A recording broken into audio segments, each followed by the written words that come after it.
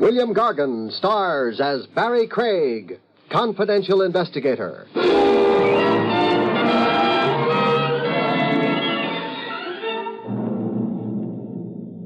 Here a guy called the deep type. It might be more a matter of geography than mentality. How deep is his grave?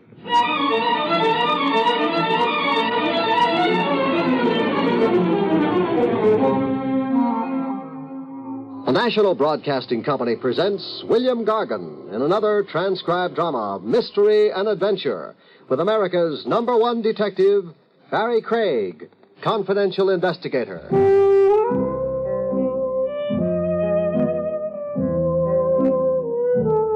Barrie Craig speaking. Work is where you find it. When the case of Harry Jarvis fell into my lap, I was 900 miles from home base, motoring south along the Florida highway. My destination, Miami. I wanted to see how horses were treating men at the big winter track. My usual annual stopover, about 100 miles this side of Miami, was a motel.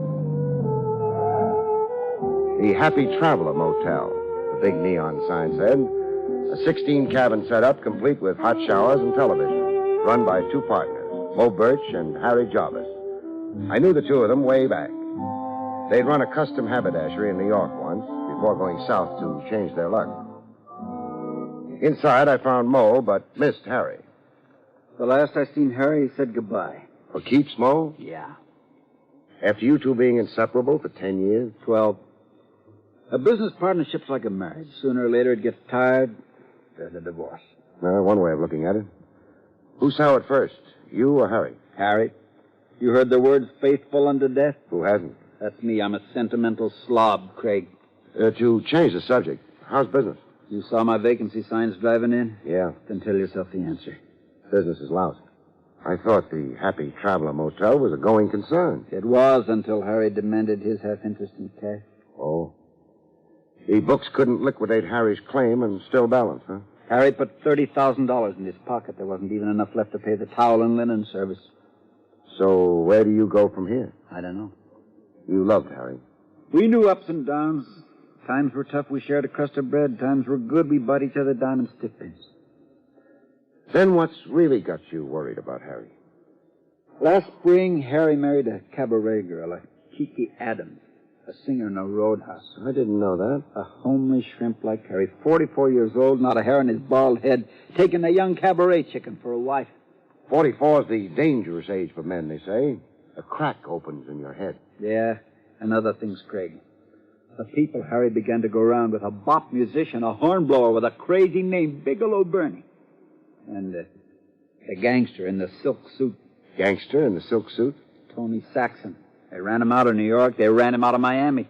They ran Tony Saxon out of San Francisco, Seattle, Nevada, and Dubuque.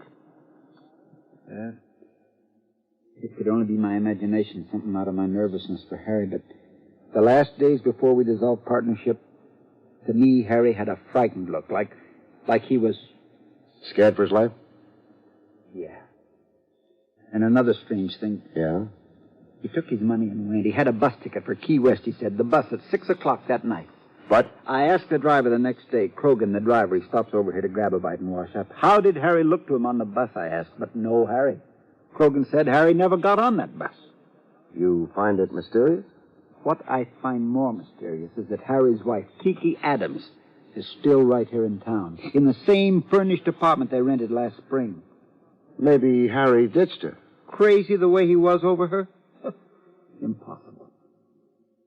Also, thinking from the angle of the wife, the cash opportunity she grabbed when she married the poor fish Harry. Harry's $30,000 in cash. Exactly. I ask you, would Kiki let a gold mine slip away on a bus? Craig, I need some help. Well, I figured only to stay overnight. Stick around, Craig. Find Harry for me. All right, I'll stay a few days. Try to find out what did happen to him. What cabin have I got? Cabin 4, the best. You get washed up, Craig. Then I'll broil you a steak. Free. On the house.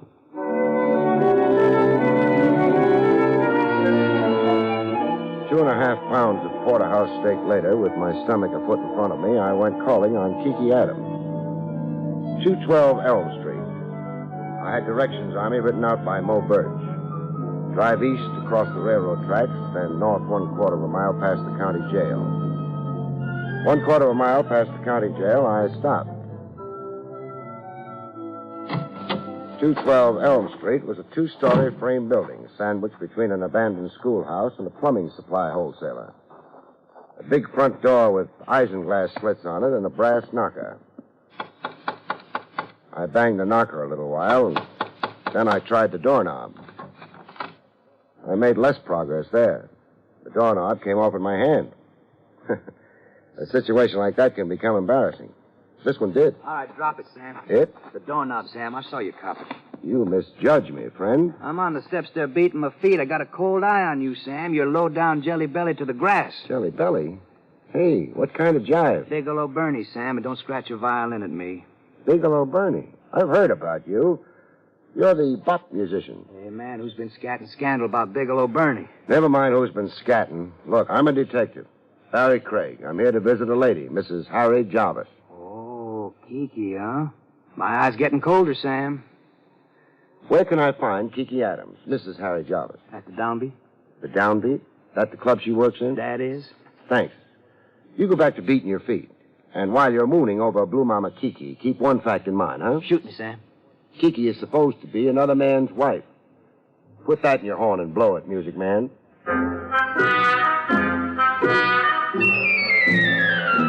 I caught up with Kiki a half hour before her cabaret act commenced. She was in her dressing room doing back bends. Say, you're wasting calisthenics, lady. Strengthening your back muscles won't do a thing for your voice. I'm off the singing bit, lover. Oh? Yeah. Too many canaries around. Every kid out of high school. I see what you mean. Oh, I get trampled in the mob. So I worked out a specialty number. Acrobatics, obviously. Well, more than that. I do a back bend while tooting on the sax. See it? Vividly. While in the back bend, there's a glass of bubbling champagne on the floor. You get off the sax and drink the champagne. Without spilling the drop. Will the act get me to Miami? Unquestionably. Who'd you say you were, lover? Barrie Craig. Sagittarius? Sagittarius? Your astrology sign. Oh, no. Taurus the bull, I think. Taurus. Will I do? Yeah. You can be favorable for me. Okay, lover, it's a date. After my 12 o'clock turn, whistle me over. A low, sweet whistle, lover. Now scram, huh, so I can practice? I got to drive Kiki home after her 12 midnight turn was extended to, upstairs. Make yourself comfortable. To do that, I'd have to take off my shoes. Be my guest. Well, how you like my home sweet home? Charming. Liar. It's a crummy dump. It could use a coat of paint. It could use a match. I know the answer. What? Move. Tell that to my husband. I will. Where is he? Harry's away on a trip. Oh. Lover, I want to set you straight. On? How you got here. Well, you invited me. To pass the time socially. I'm a night owl, not a butterfly. Have I made a pass, doll? No, not yet. So why the sermon? I got a canned speech I use on guys I pick up with. All right, finish it. I don't like talking to myself when I get home after the show. I tried being an introvert once. I don't like it. You're up here only for conversation, lover. End of canned speech. All right, if I made a speech now? Speak. Exactly where is Harry Jarvis? Why should you care? I'm worried about him. Worry? You know my husband? I do. Know him and like him. Well, this is news. You never asked me why I popped into your life. No, I assumed you were just another John looking to get acquainted. I looked you up on Harry's account. To put it simply, I'm a detective. A detective?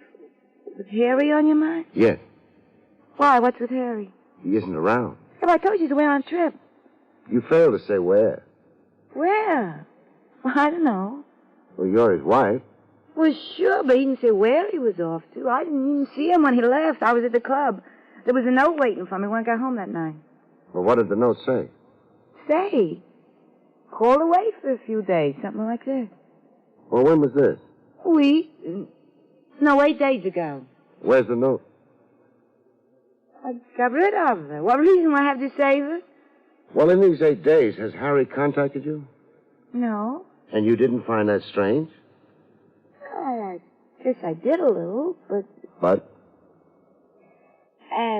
This may shock you. I'm shock-proof. It was a relief with Harry away, so I didn't worry too much about his silence. You see, Harry's in his middle age. But you married him. Yeah, I did. Why? Why? Search me, I ask myself. I'm going to ask you a big question now. Get on record with an honest answer, and you'll thank yourself sometime. What's the big question? Did you know Harry had liquidated his half-interest in the Happy Traveler Motel? That on or about 8 days ago, Harry had $30,000 in cash on him? Well, I knew he was selling out in the motel. I know he'd already done it without the cash. Something happened to Harry? Until I know better, I'm proceeding on that premise, Mrs. Jarvis.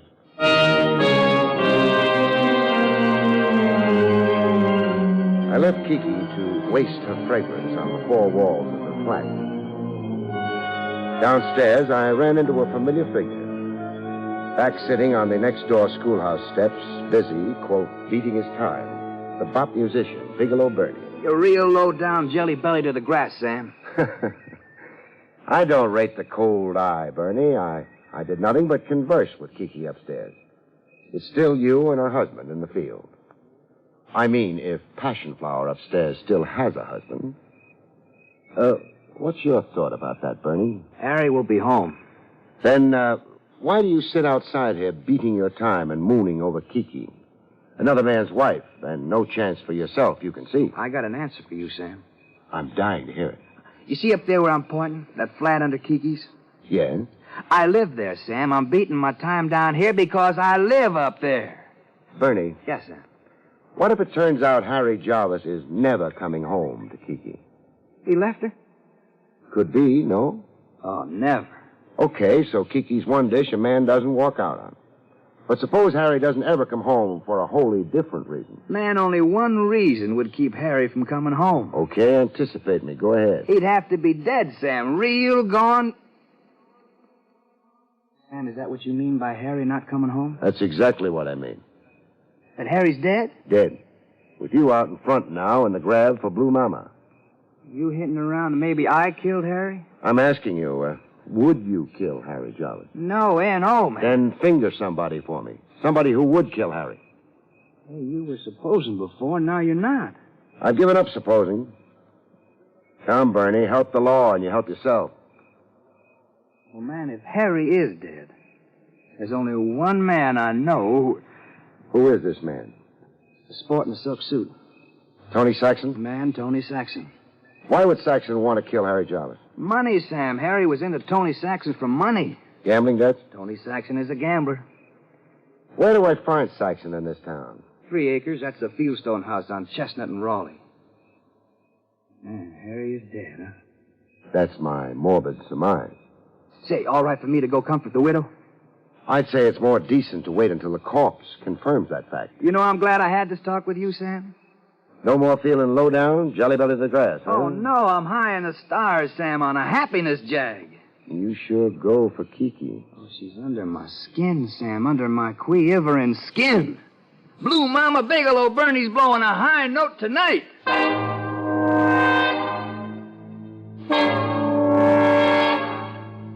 I left Bigelow Bernie swinging in the trees and went to look up Tony Saxon. A Fieldstone house. The house was lit up like the people inside it were afraid of the dark. Every room inside, and floodlights outside on the big lawn. To get in, you had to pass through a fence, what looked like an electric fence, to keep prowlers and police at bay. I looked for a buzzer, but couldn't find one for the life of me. While wondering how to get in, somebody solved the riddle for me. How do you do from behind that closed my eyes? Came to with something rattling in my ears. The rattling of bone like teeth. When I got my eyes open enough, I saw what it was. Chips. Ivory gambling chips on a green dice table. I was stretched out on the dice table. He's up 6 and 32. You win, Morty. Pick up your money. A sport in a black silk suit. Tony Saxon. What's this 6 and 32, mister? The time it took you to come to. We made a bet on it here. Me and Morty and Fatso. A bet on how long I'd be out? I said 10 minutes. Fatso there said 8. Morty's bet was 6 minutes. You were out 6 minutes and 32 seconds on my stopwatch. Morty's bet. Morty there owes me a cut for cooperating. Beat it, boys. But not too far. Beat it just far enough to be able to keep me covered, fellas. We don't shoot fish in barrels, Craig. Then give me a running start if you really want to be sportsmanlike. You got death on the brain, Craig. Craig. You keep calling me Craig. Your name. You know. Your wallet says, so does your police license. Did you restore everything back to my pockets in good order? Everything except your gun. You get that on your way out. Irene in the main foyer. She has your hat and your gun. So tell me. One of the boys, Fatso there, saw you prowling outside. He figured you were a lonesome stick-up case in 3 acres. He tapped you. My head doesn't just feel tapped. What happened to all the lights? Lights? The place was all lit up 6 and 32 ago. We turned them off.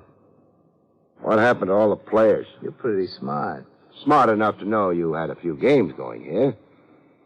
Fatso didn't figure me a stick-up. He figured me a cop spelling a raid. He tapped me out until you shooed your guests home. I won't admit it or deny it. What can I do for you? Hand over the corpse of Harry Jarvis. Harry Jarvis is dead. I'll make book. Dead but no corpse. Not yet.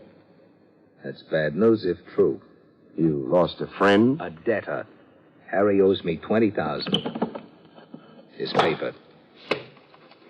Maybe you owe his estate $10,000. How's that? The last Harry was seen, he had $30,000 on him. Good night, Craig. Morty, show Craig out. Hold up here behind an electric fence.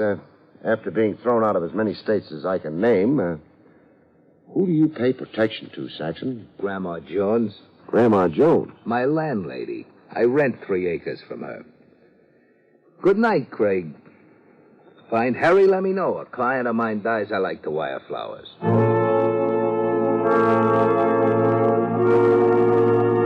Outside Saxon's fortress wall, I found fresh company.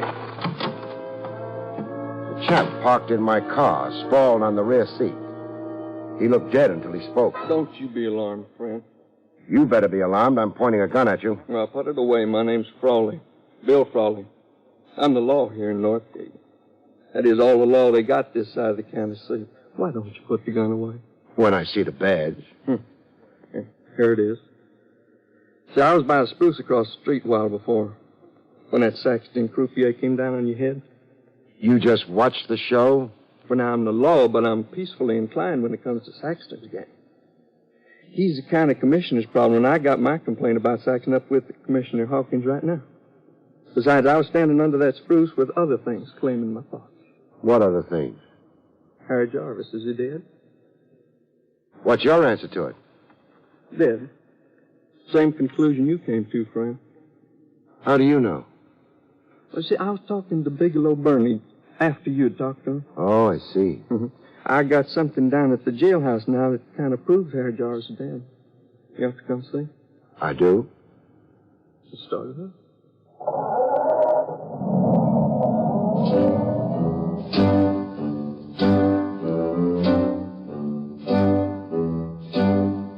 The Northgate jailhouse was a clapboard frame shack a March wind could blow off its foundation. It had an office and a cell that could accommodate 2 overnight guests. At the moment, the room was a single.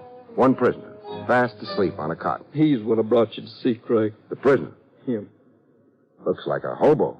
Well, that's the trade he claims. Says his name's Dusty Ames. What does he do besides sleep? Loves to cuss you out. He hadn't ate now for 3 days. Turned down chicken yesterday and today. How come? Hunger strike. He wants his constitutional rights. Those being? Freedom. Freedom. Put him back on the road, he said.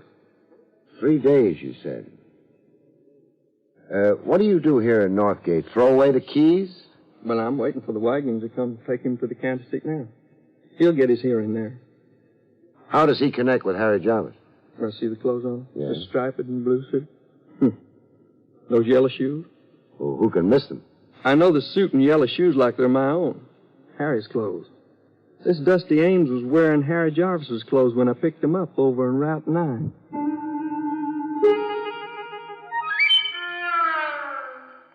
When Dusty Ames came awake, he began to howl. I want my rights. I'm a Federalist. President McKinley will hear about this. He does. You have a miracle on your hands. Look, Dusty, if you've got any wits, collect them. Wits? Why, sir, I was professor of cosmological dialectics in Katydid College. But the road got into your blood, huh? Call of the wild Mackinaw. So you turned in your cap and gown Took to the open highway. and killed a man here in Northgate. That's a lie. You're in his clothes. I found those clothes, sir. We've been asking you where. I wouldn't tell the sheriff. Why should I tell you? Because when it comes down to it, I'm going to beat it out of you. Civilized man always reverts to the beast. Your predecessor in those clothes was a dear friend of mine, Dusty. A dear friend.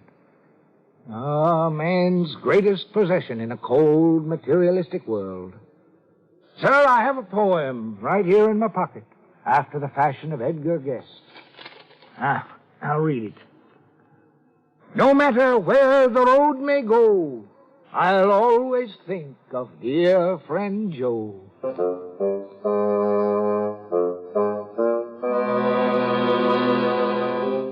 The bullfinch of the open road finally showed us where he'd found himself a new wardrobe. A tree hollow in the piney woods. The clothes were right in there, sir, wrapped in tar paper set to burn. See the cinders? Yeah, I see them. I had a time brushing soot off the bundle. Clothes smelled of smoke when I put them on. Some clothes have been burned. I find bits of charred fabric. And these, Sheriff. Shirt buttons. Yeah, some clothes had burned, and something stifled the fire. Wind, maybe. Or the fire simply choked. Too much stuff on it, smothering it. How did you come on it, Dusty? I had my repast to tend to. It caught me a stray chicken. Fat little thing, 6 pounds. Looked around for a tree hollow to cook my supper. When you changed into the new clothes, what did you do with your own rags? Hung them to a tree. What for? As a sign that Dusty Ames had come through. A sign that there was stray chickens in these parts. A sign for other hobos. Live and let live. Craig, Sheriff? Harry Jarvis is buried here in Piney Forest. Yeah, looks like. How big is Piney Forest? Bigger than Northgate Township. Close to 400 acres. Meaning we'd need a regiment to unearth the body here. It needs more manpower than Northgate's got. We could appeal to the state governor for National Guard. No. We may not need to. Not need to turn up the body of Harry Jarvis? The time and labor and agony. We might be able to avoid all that. How's that?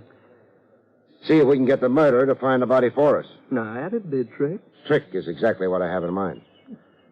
Yeah. We'll try to make a trick do for manpower, Sheriff.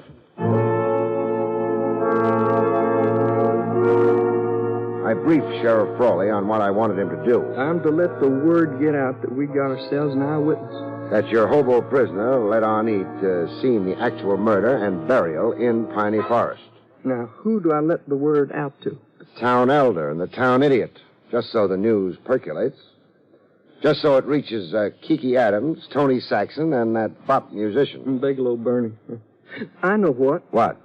I'll step into that downbeat club and have some beers. You know, ain't nothing like a barroom for loosening a man's tongue. Yeah, you do that. Now, when the word does percolate, I still ain't exactly clear. Our phony eyewitness right off becomes a marked man. The killer, whoever he is, must pull a repeat performance. Kill Dusty Ames, that is. Yes, yes. Oh, the wool around your brain. Well, I still don't see. Dusty Ames is safe in the jailhouse. Safe? A 9-year-old boy can get into your jailhouse, Sheriff. Just provide him with a dime can opener. Besides, you won't make it tough for the killer to get in. I won't? No. Front door unlatched. Just the cell door closed. With Dusty Ames a sitting duck in a cage. The easiest target in the world, a dream pigeon. Now get on it, Sheriff. Sometimes it plays exactly according to script. Sometimes it doesn't. This time it did. I could hear the village chimes when the silhouette appeared at the jail window. Head and shoulders and face with no identity to it in the pitch dark. I was in the office under the desk. A neat hunk of gymnastics, considering my size. It was more than 2 minutes before the killer dared to try the door.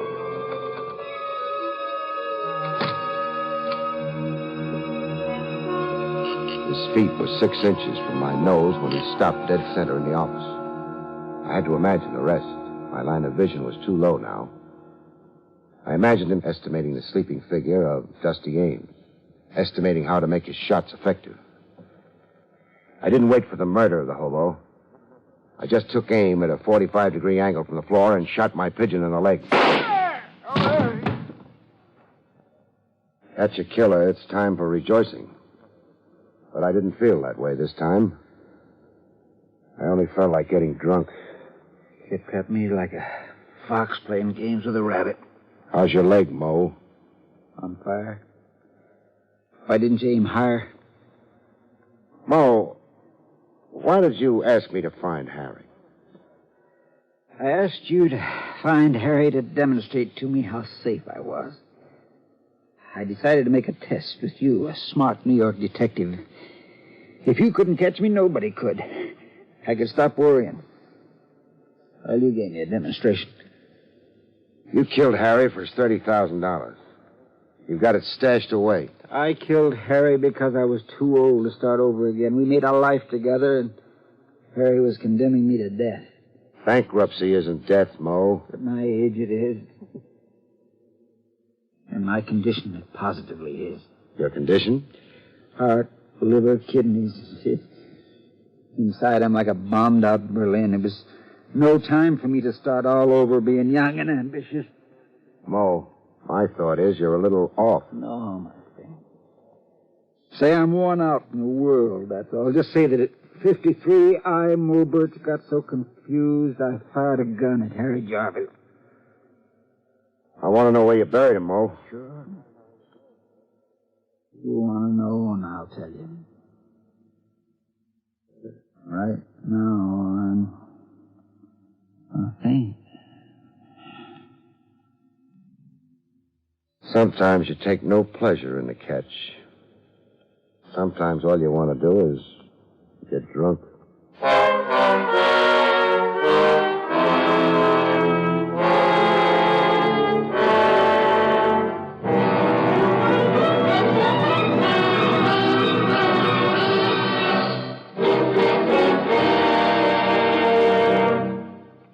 You have been listening to William Gargan in another exciting transcribed mystery drama from the adventures of Barrie Craig, confidential investigator.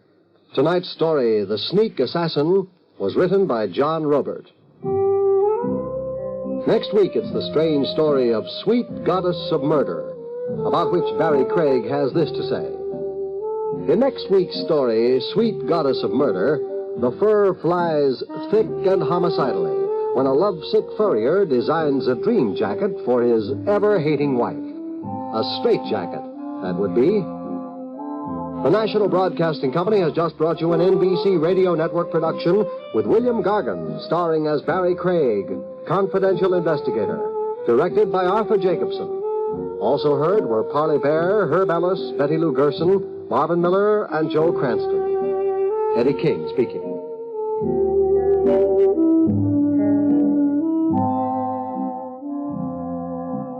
Follow the Abbotts in another exciting mystery tonight on most NBC radio stations.